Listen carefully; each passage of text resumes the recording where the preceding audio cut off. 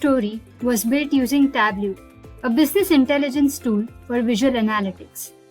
Check out more on how to create such exciting stories at techcanvass.com. Thank you.